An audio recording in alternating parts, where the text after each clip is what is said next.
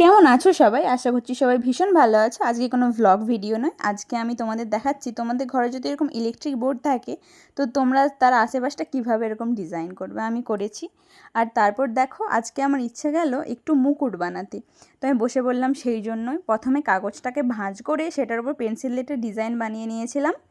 আর তার উপরে একটা কাটার দিয়ে ভালো করে কাটতে হবে। আর এখানে কিন্তু খুব ভালো করে সাবধানে কাটতে হবে, কারণ একটা ডিজাইনও যদি এদিক ওদিক কেটে যায় তাহলে পুরো মুকুটটাই দেখতে বাজে লাগবে।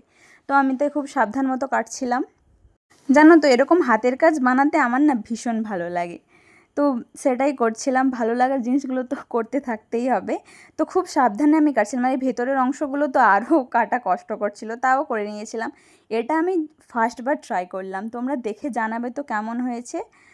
আমার তো নিজের ভালো লাগছে, এবার তোমরা জানাবে ফাইনাল রেজাল্টটা কেমন হয়েছে। তো এটা তো আমার জীবনের প্রথম মুকুট তৈরি ছিল। তো এরপরে আমি ভেবেছি আরও বানাবো, তবে এটা কেমন হয়েছে তোমরা আগে জানাবে অবশ্যই কমেন্টে। দেখা হচ্ছে পরের ভিডিওতে। সবাই ভালো থেকো, সুস্থ থেকো।